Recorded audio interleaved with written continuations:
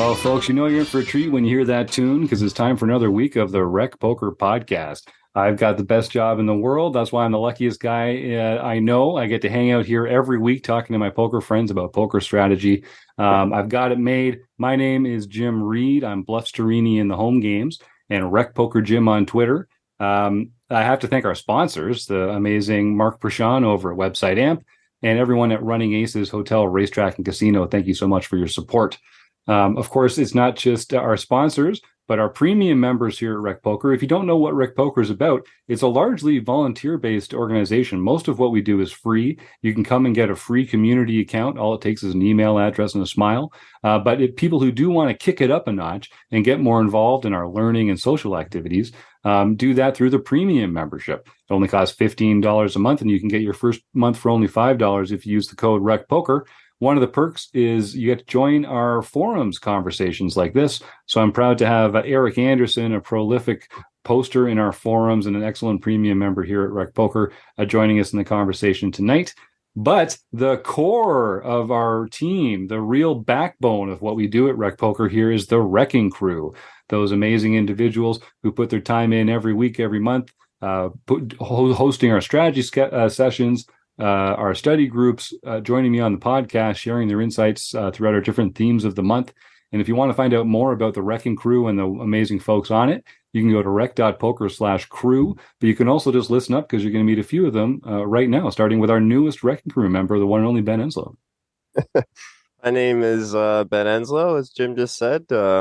One of the new members of the Wrecking Crew. You can find me at bjammin96 on Twitch. You can find the rest of my socials there. Easiest place to go.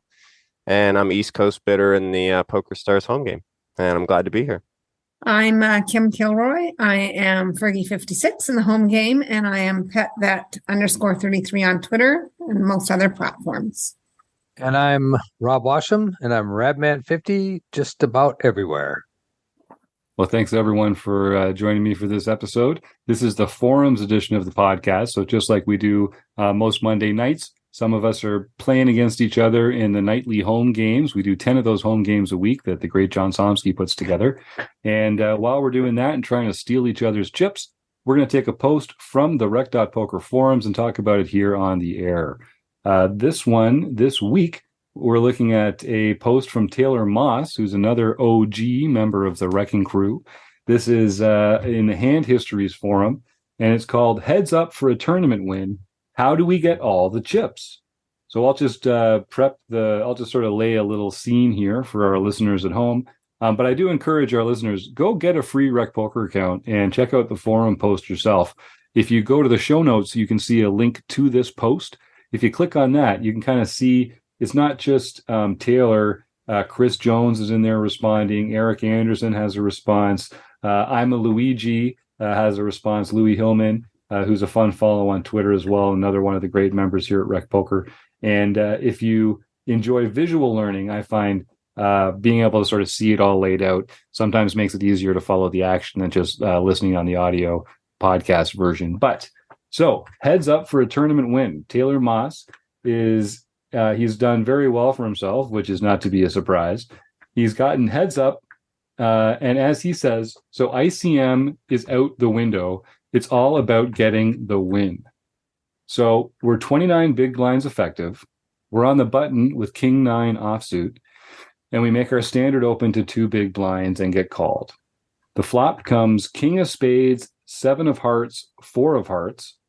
They check. And we bet 1.6 big blinds into a pot of 4, so a little less than half pot. They raise us to 4 big blinds. Is there anything that you guys want to talk about at this point when it comes to Taylor's sizing choice or hand selection or anything like that? It's a King 7-4 two-tone flop. We've got King 9 offsuit. It all seems fairly standard. Kim, you look like you've got something. You're muted at the moment. I'm wondering, do we have the chip lead here? I'm not entirely sure of that. Yeah, we do.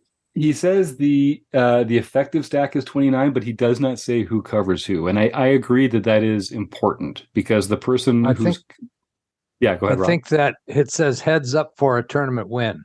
How do we get all the chips in? So we're going to assume that Taylor is ahead Okay, Okay. because he's good, trying to get all the chips in to win the tournament.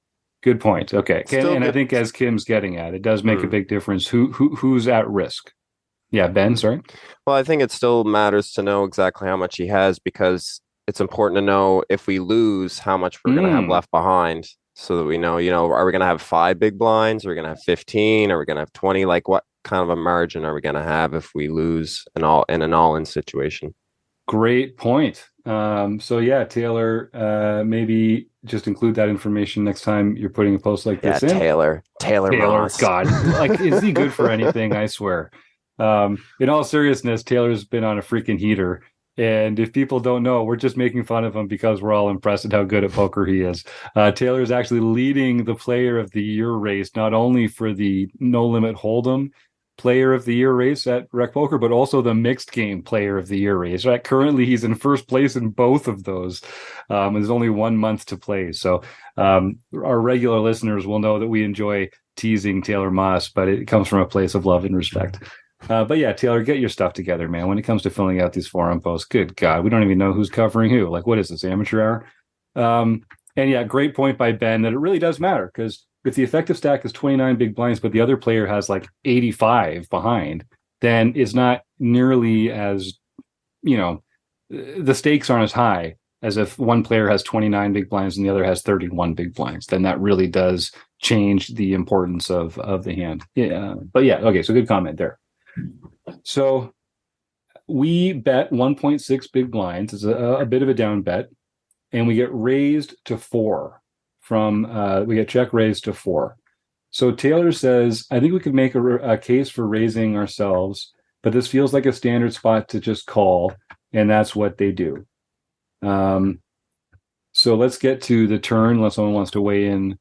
I don't think we can fold, and I don't think our hand is so strong that it's a mandatory raise. So I think calling does kind of feel natural here. We'd be calling with a lot of our weaker hands as well. So we can kind of try and induce some further aggression from this player with a relatively strong bluff catcher ourselves, which I like.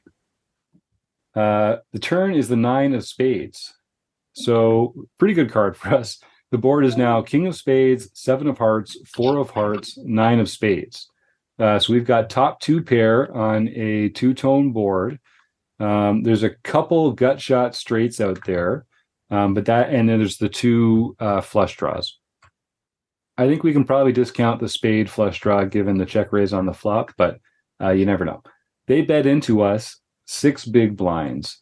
And at this point, the pot would be 12. So it's half pot, which is an interesting sizing choice given that they check raised the flop. Check raising is kind of a polarizing action. And so I tend to expect a different bet size here on the turn when they bet the turn into us here. So as Taylor says, I think this is the interesting spot. Now we beat all their 2 pairs and are in a great spot versus anything but a set. So how do we proceed to get the most value here? Raise all in, try to get called by their draws but fold out their bluffs, call, hope that they continue their aggression line on the river, and also hope that they don't hit whatever draw they might be on. And then if we call, what do we do if they jam on rivers when a heart or spade comes? And what do we do if they just check to us? And then there's a bonus discussion that we'll get into a little later. But given that we are heads up, what is everyone thinking about this particular spot? We get bet into on the turn. We've got top 2 pair. We're feeling very good about our hand. Should we be raising or calling? Let's start with that. I assume no one's folding. Okay, No good, one's because folding. you'd never be folding. welcome back on the show again. I have a That would be bad for my first show. a quick question on the pre-flop. Yeah. Do you guys do pre-flop ranges similar to like small blind versus big blind? Are you a lot looser than that when your head's up? It changes for me because you're going to be in position post flop when your head's up. So my small blind continuing range is going to look very different heads up than it will 3 to 9 handed. being able to be in position post flop means that I can limp with a lot more hands. And so I'm going to be extreme. I'm playing almost every hand. So like a big blind range or even looser than that? No, 90%. Even looser. Yeah. 90 to 95% of hands you should be Yeah. playing either as a call or a raise. Yeah. Okay. Yeah, That's, because I just and the wanted to other clarify that. yeah, the Yeah, other good thing is question. when there's more dead money in the pot when you're 9-handed. When you get folded around to and you're in the small blind, there's more dead money that you have to account for there. I think. Oh, the antes and stuff. Yeah, There's an ante in there. So there's more of an Um, incentive for you to raise there too, because there's more dead money for you to win. Yeah, that's So, a I don't great know. point.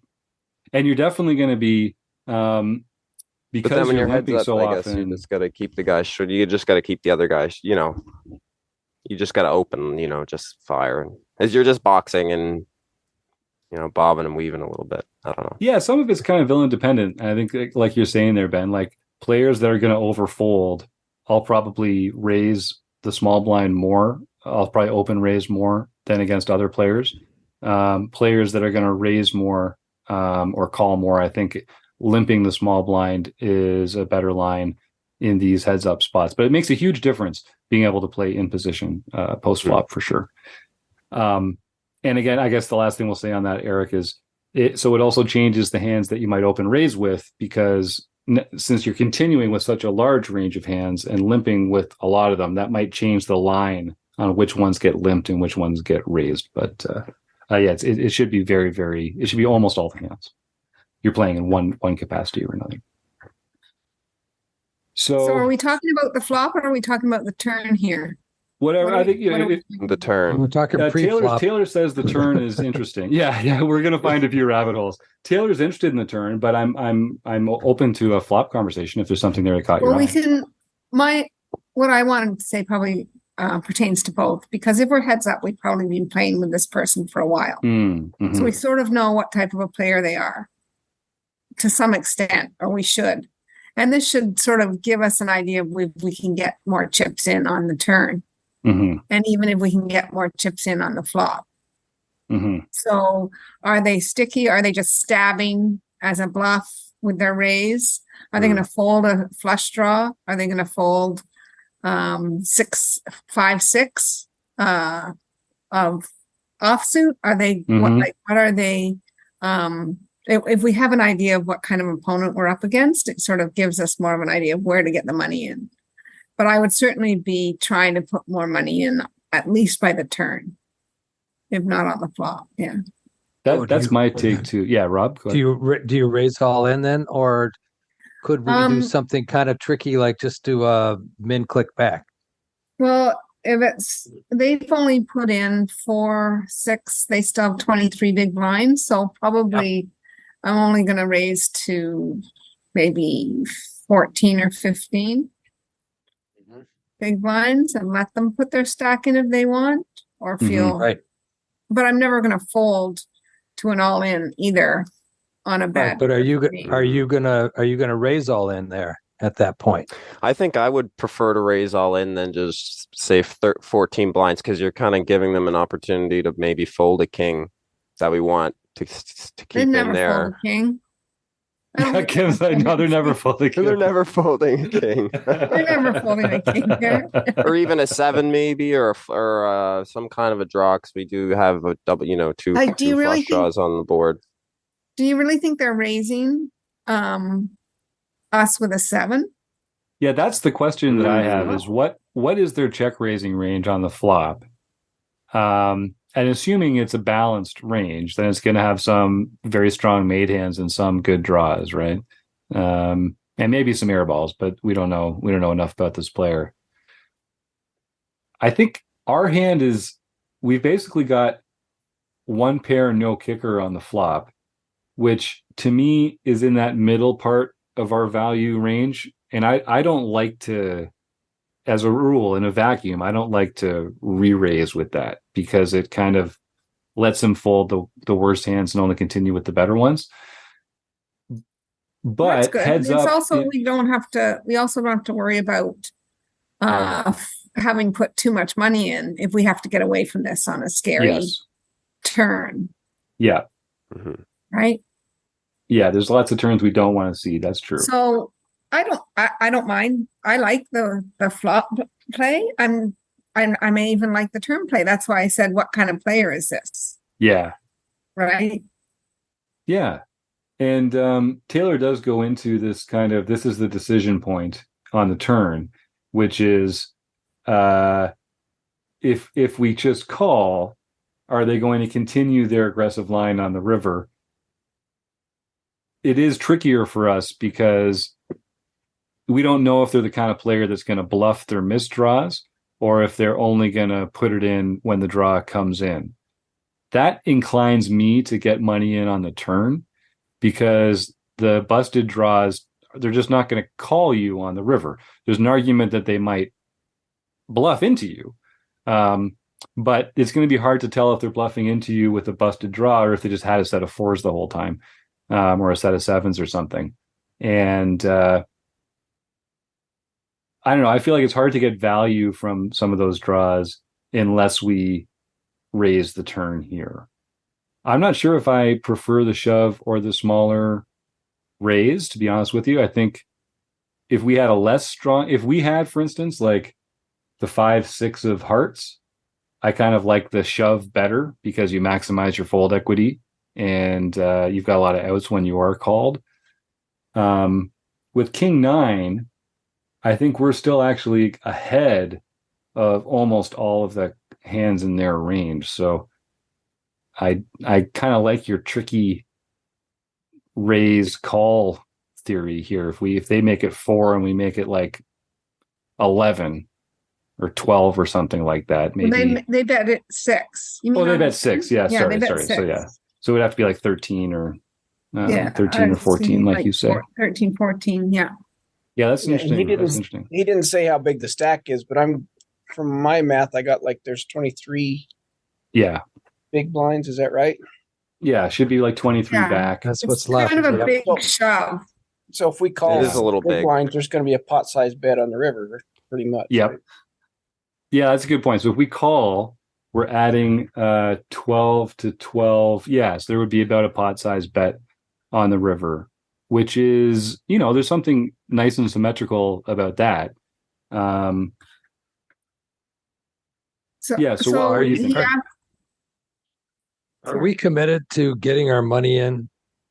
Yeah, regardless of what happens. That's what I was just kind of thinking myself, Rob. Regardless of what happens on the river, are we committed to getting our money in? If we are, I think we are. I definitely think we are. Yeah, I would be more inclined to call on the turn and hope that he bets into us, and then if he does at that moment in time, you just push them all in. And just cross your fingers if it's a heart. And I mean, yep. I mean, there definitely could be trouble, but I mean, are you committed to this? I mean, I'm pretty sure we're committed to this pot, and we're going to be going all in, regardless of what happens on the turn or on the river. I'm sorry, on the river. But I mean, it looks like he's setting up the river shove. Here with this bet sizing. So why not make the draws pay now rather than being able to get away from it? Yeah. Well, that's the thing. Are they going to get away from it? If you jam now, are you going to scare away your prey? No, I don't think so. No, I don't think so either. That's a key question though, because what you really want is if you shove here, you want to get called by those other hands in their range that are not a set of 4s or a set of 7s, because you are destroying that other part of their range. You are doing extremely well against those other hands in this range. Even if he's got like the 5-6 of hearts, he's got a lot of outs, but you're still doing really well. But is he check raising that on the flop? Right. Sometimes.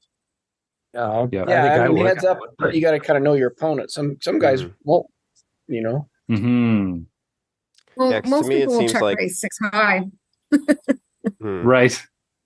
Because it seems to me like we've seen two aggressive acts by this opponent. They've raised us on the flop, and then they're still putting more money in on the turn. Are they really going to fold if we jam? They've already raised us to 4 big blinds. Now they're putting in 6. I guess if we jam, they can fold, but if we make it 14 or 16, they still might fold.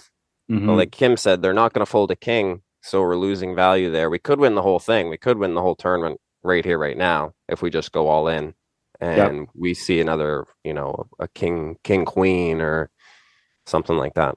And we can also check and wait for them to bluff the river and yeah. So I guess that's the other factor there for sure. I guess the one thing we haven't mentioned is that if we shove here and they fold, that's still a pretty good outcome for us because we win a pretty big pot. We definitely we remove a little more than a third of their chips. We don't have 100% equity in this hand right now, even with top two pair. So if we can win 100% of the pot, that's not a bad outcome. But of course, we want to win the tournament in this hand. So we should. This is what Taylor's writing about specifically. It's specifically how can we get all the chips in on this hand? And it really sounds like I hate to say it, but it sounds very villain dependent, doesn't it, gang? If we think that they are the kind of player that's going to bluff draws, busted draws, then that would lean us towards calling and just holding tight and calling every river bet, right? If we think that they're the kind of player who's not going to bluff draws, but is going to call, is going to get sticky with draws on the turn and some second best hands, that's an argument for putting it back on them on the turn, I think. Louis Hillman comes in here and says, with SPR on the river being 0.7, I'm just calling turn as villain's going to be likely to be shoving for value with all the kings and lesser one pair hands. And Louis says they'll also have to bluff missed draws as played. And I'm not sure I'm that confident as Louis is, but it's true that aggressive players are more likely to bluff busted draws than other players. And I think the kind of player that check raises the flop with a spade draw, with a heart draw, is, going to be the kind of player who would bluff a missed draw on the river. So there's an argument for that for sure.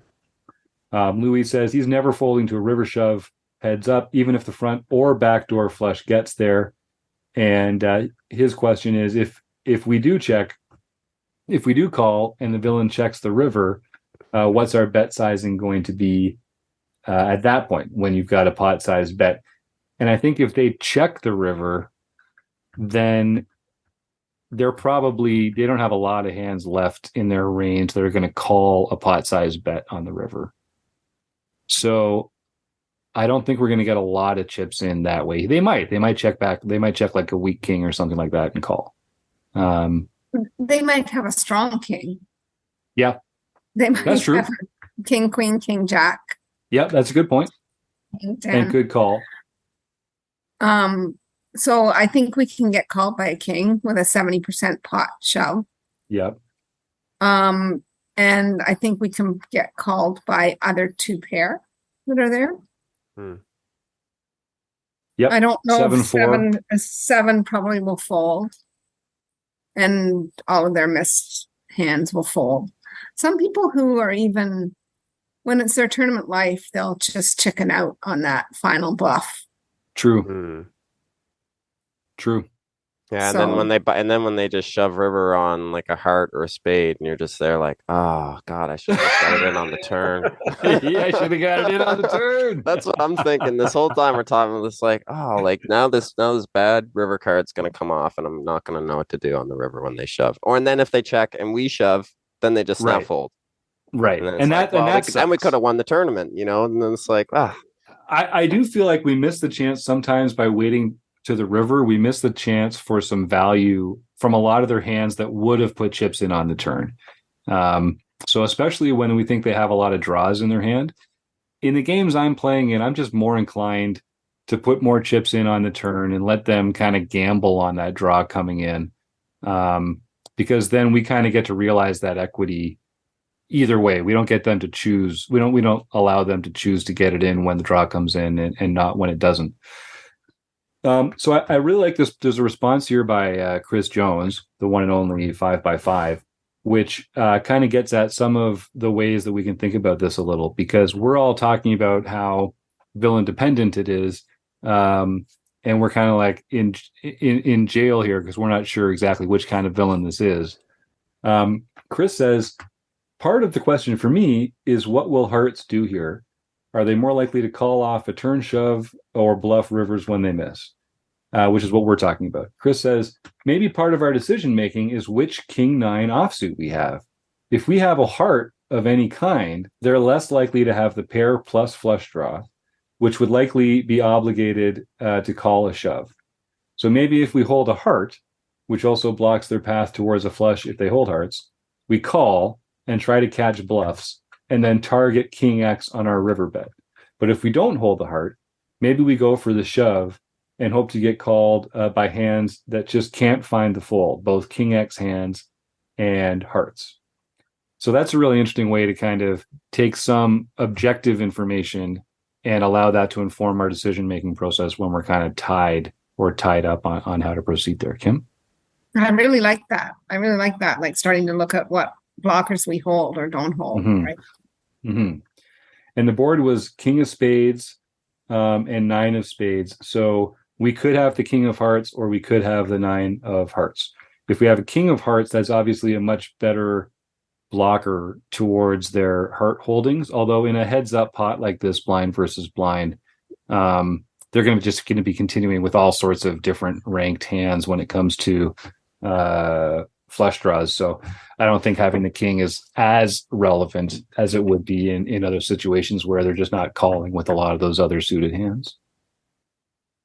I'm in favor of a click back on the turn to like 13, 14 big blinds. I just think we talk about this a lot, and I always say this: they still have hope. They still have hope.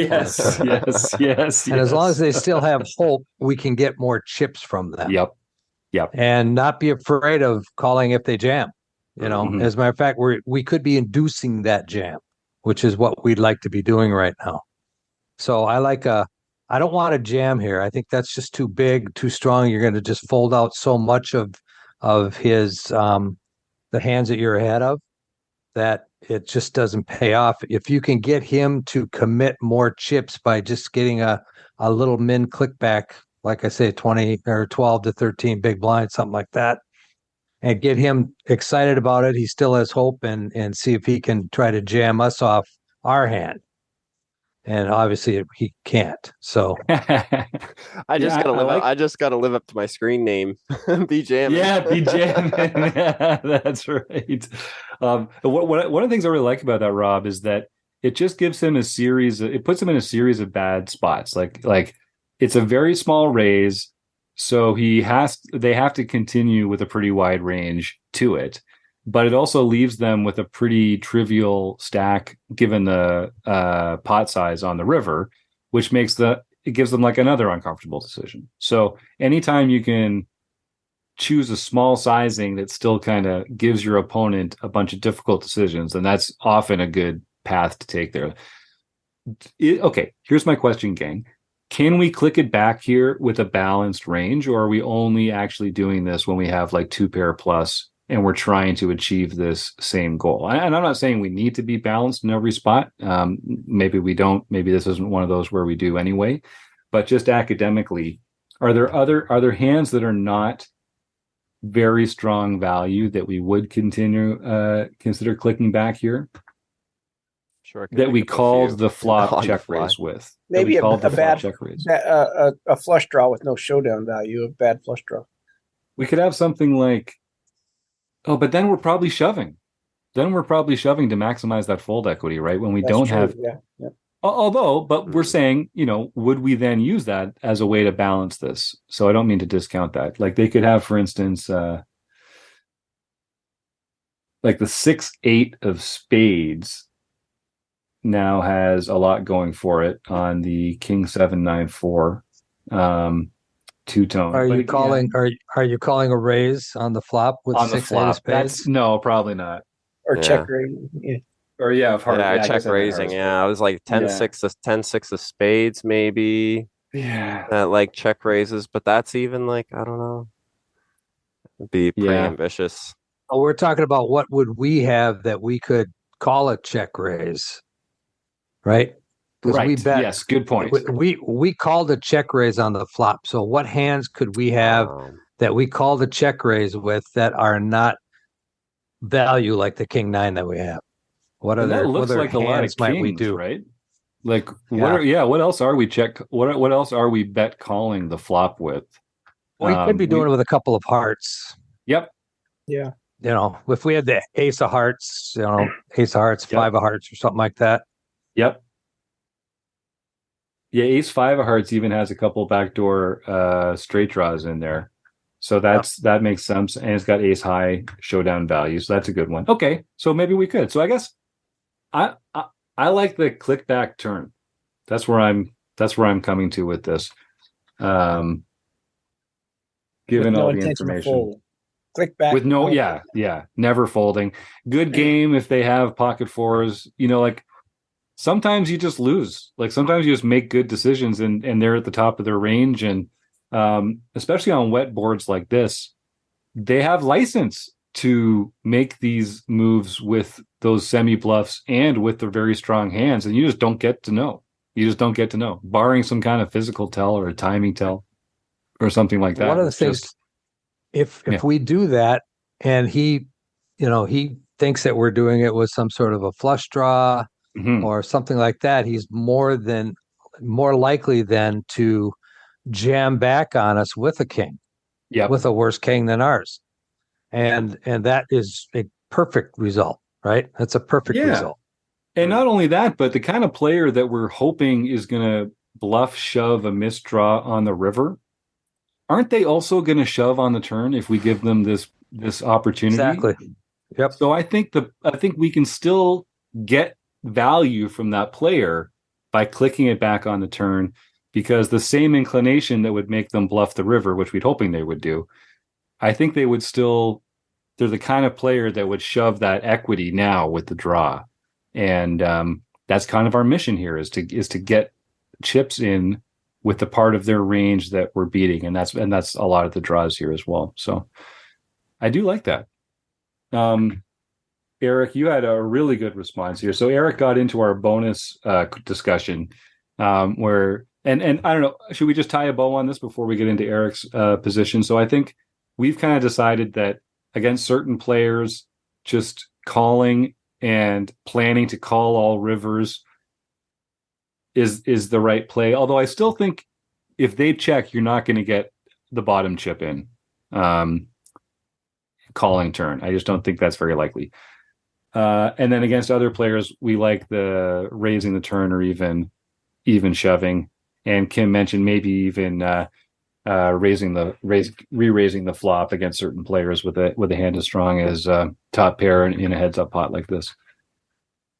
So what do you think? Is there anything else we should talk about that, Ben or Rob or Eric, before we get into Eric's? I have one little rabbit hole to go down. On Chris's post, he mentioned if they check back the river, target king, top pair. Yeah.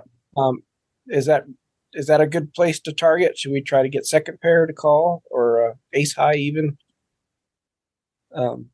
That's a good question. What size bet would be a good bet if they check on the river? I think the 70% pot bet, because it's also going to be all our bluffs that missed. Yeah. So just shove it no matter what. Yeah. Yeah, I think if like second we have six high. Right. If we have six high here on the river, we have to shove. Right. Right. And we're going to make most hands except maybe a king fold. And that's the way we should be thinking about this, right? Because we want to get called. We want to get called by our value hands. So let's put ourselves in our bluffing shoes and say, well, they're never folding a king if we shove with six high here. So that means that we can target king high with our value hands because they're never folding a king. Are they maybe folding a nine, or maybe they're calling a nine, like that second pair? Then that becomes kind of like your target here. And I don't know if betting a third pot versus shoving 2/3 pot makes enough of a difference against that part of the range. So I think that's a good thing to be thinking about, Eric. I like the probably the full bet here. Also, I think other players, especially in the games we're playing in, they don't care that much about saving 5 big blinds to then go heads up against the person who's got 55 big blinds. They're not going to be that elastic to the sizing. They're shoving the next hand anyway. Exactly. So they may as well put those extra 5 chips in here where they have so much equity already in this pot. So I think I'd go for the shove on the river. So the bonus discussion. That was just a question. I'm with trying to get it all in on the turn, but no, it's a good question because I think a lot of people get lazy about what are we targeting. We talk about targeting a lot on the show here because I think it's a really important part of value betting and bluffing is having a hand in mind that you expect your opponent to fold or call depending on the sizing. That's how you choose your sizing, right? So I think it's a really good thing to be thinking about every time you're considering putting chips in the middle. So the bonus discussion is if this were instead at the final table 3 or 4 handed as opposed to heads up, there'd be a big ICM implication. And do we approach this spot differently? Now, in that case, it would really, again, depend who covered who, I think. If we were the bigger stack, I'm definitely shoving turn. Might even be shoving flop, but definitely shoving turn. And I would be with a ton of range there, with a ton of my range as well, as played this way. Agreed. If I was, Kim's never afraid to get those chips in with the chip lead. That's a good way to print some dough, print some money.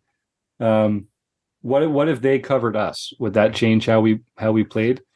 It might make us less inclined to call any river. Maybe now we're going to get into like check and hope mode, but that's probably not how we got to the final table. Like, I'm not sure we want to change our whole game that drastically here. Yeah. I think we're shoving turn once we get to 3 or 4 players. So it's hard to say, like, because we're not really, unless we do call, it's like we're probably getting it in anyways, somewhere's on the turn, especially if they have us covered, because then we're going to be shorter.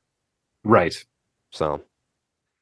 Yeah, if let's say we're one of the middle stacks, 4-handed, and the small stack is not in this hand, but we're up against the big stack. So we don't want to bust on this hand because there's a short stack out there. It's a big mistake to go out before the bottom stack. Right. Yes. So you then are we play passive? When we're talking ICM post flop, we have a thing called downward drift. Okay, and that's when we're post flop. Downward drift is when big bets become small bets. Small bets become checks, raises become calls, and calls become folds. So as long as we're taking the aggressive action, we're better off because we still like the bluff draws, gut shots, runners. We can get lots of folds on the turns and rivers. So when we're looking at value and trying to build a pot without overcommitting, who covers who is very, very important. So we just have to keep in mind the downward drift. We're not going to make those big bets anymore. Mm-hmm. We're going to make smaller bets. We're not going to be raising anymore. We're going to be calling as opposed to raising. So a lot of those dynamics come into play when you're down, when you have an extreme ICM situation. Yep. I love that. You can tell Rob is the book study master because he's been reading along with Darrow Kearney's ICM book with Barry Carter, working on all this stuff furiously behind the scenes. And Kim's the one who has all her ranges perfectly worked out, like the technician she is, because she knows exactly what stack size to start shoving with and that sort of thing. So it's great. It's great to gain this kind of insight. And Ben, you've been playing for a while now. You're a popular Twitch streamer. You're building out this whole reputation in the world of poker, taking the step to come join the Wrecking Crew here. We're excited to have you on. Before we wrap up the show here a little bit, why don't you just talk a little bit about where you like to stream, what kind of games you like to play, what got you excited about it. And I know we'll be having you on the Chats edition of the podcast for your own interview with Troy soon. But just a couple words to kind of let Rec Poker audience know a little more about you. Put me right on the spot, why don't you? Lead us. Well, it all started back when I won the Blowout Series package. That was way back. I think it was 2019 or just around the start of 2020, where Poker Stars had a bunch. You put out a forum post about that. Yeah, it was actually a forum post. Yeah, that I started. I remember that. I said I want to stream it because big tournament, $1,000 buy-in. I wanted to have some friends in there and stuff, and I'd already knew about Rec Poker before, so it was just kind of like the perfect situation where I could get your guys' take on it, and I got to come on the podcast and stuff like that. So and then since then, it's just been me just basically playing, rec poker, basically like recreational, just on the weekends. Got a little bit more serious about it lately and stuff like that with the stream and stuff. We're putting in a little bit more effort than what we were before. So definitely appreciate any support. And I think becoming, part of the Wrecking Crew is just a perfect blend for everything, and just going in that direction. So yeah, definitely feeling welcomed and stuff. And yeah, it's been really good so far. I got to figure out some more of the technical stuff yet. And it's a journey. Don't get me started on the technical stuff. But yeah, you're fitting in great, man. Yeah. I remember back in 2020 sometime, we were doing an OPA and I was hosting the OPA that night. And it's the first time I came across Ben and actually talked to him. And he made a pretty deep run on our home game that night. And I was very impressed with his thought patterns because basically it was just him and I at the end. And it was just him. So nobody else was in the chat with us. So we could talk pretty frankly about what was going on. And as he talked his way through the hands, it was like, okay, this guy could be a Twitch guy. Because this is what he's doing. He's doing a very good job of it right here. That was 2 years ago. So I'm really glad to see where you've gone so far, Ben. It's really, really fun to see that. Well, and I'm excited for what the future holds and stuff. I mean, a big goal of mine is to play a live tournament. I've never played a live MTT before, and I want to pick the right spot because I hear I listen to Andrew and Carlos a lot. And they're just like, Carlos is just like shitting on live poker, right? And I'm just grinding. Meanwhile, I'm grinding online, trying to build a roll so I can, go to Vegas, right? Yeah. and he's like, nah, he's like, play online, just do that. But it is one of my goals just because I've never had that experience before. So yeah, people wouldn't believe it though when they hear you talk about poker. Like you really know your stuff, and you've mentioned a couple times you're still waiting for that to play in that one major tournament, that live MTT. It's just like, how does this guy knows so much about poker? I can't believe it. Your ceiling is really high, man. Never mind Vegas, Ben. We're gonna do a road trip to Playground Poker. Oh, yeah, there we go. That's right. If we don't do one out to Halifax, get even closer to home for you. So. But yeah, I might start working on that Halifax angle a little bit because their poker room is really good and the atmosphere is awesome and stuff like that. And it's a really great room, and I see potential there possibly. So I'm gonna see what I can do. The problem is I don't really play a lot, and I'm not really rolled to play, in a live game. Right. Even 1-3 is pretty, big for me, right? So to get to play there, I only play every once in a while, if I feel like going and taking a shot and splashing around a little bit. So we'll work on it. We'll see what we can do. You had a pretty good result this weekend. If Twitter is any indication, it looked like that was WPT has been treating us really well. They've been running their satellites for the 10K, so that's where I've been grinding that really hard, trying to get a seat in that. So we got 1 week left. I'm going to try and get in there. So. Well, fingers crossed, man. We're all looking forward to seeing what the future holds. Okay, so Eric Anderson, just to wrap it up, the conversation here. So the bonus discussion from Taylor was if this was 3 or 4 handed, and there's ICM implications, do we approach the spot differently? And I think, Eric, you make a great point here about in an ICM spot, we're more likely to be just kind of checking and calling, giving them the opportunity to make the mistake and trying to get that king 9 to showdown. And you talk about sort of like the stack to pot ratio as well. And then I really like the way you break down the equity that our opponent might have with different holdings. Eric, what tool do you use because Eric, if people don't know, Eric posts all sorts of great stuff in the forums and on Discord. It's very detailed. He's obviously using poker resources to get some of this information together. He's got a great grasp of the mathematics of poker. Eric, what tools do you use when you're putting a post response like this together to help you calculate the different equity for the different hands they can have and that kind of thing? I usually don't use a calculator or anything. There's charts you can find online. It says if you have 8 outs on the flop, it's going to be 33% chance of hitting it. That's usually, I just look at one of those charts, figure out how many outs I have and what kind of equity I need, and then compare that to the pot odds. Nice. Well, thanks for all your contributions, man. That doesn't take into consideration the equity that you might already have. You might already be ahead. And so it should be your hand versus your opponent's range should be where you should be looking to see what that equity is. What you're figuring out is what the pot odds. So what you need pot odds wise to continue, and then your outs, that's assuming you're behind. If you're already ahead, you've got more equity than you think you have. Yeah, and you always have some equity. Yeah, you're right. Yeah. Okay, cool. Well, this has been a really interesting conversation. Maybe that bum Taylor could learn us something if he listens up and learns how to fill out. Give us some more details. Yeah, give us some more details next time, Taylor. Come on. Taylor, if you're listening, we didn't love even you. put in what suits he had. We didn't know. Did he have the 9 of hearts or the king of hearts? What the hell, man? Come on. And reads on his opponent. What is what is his opponent? Timing tells. All right. Well, this has been a real treat. Thank you to Taylor Moss for posting it here. Thanks to Kim and Ben and Eric and Rob for going through the hand with me here. Thanks to Mark Bershon at Website Amp and the Running Aces Hotel, Racetrack, and Casino. And you, the listeners, we couldn't do it without you. So thanks for tuning in. We'll see you next week.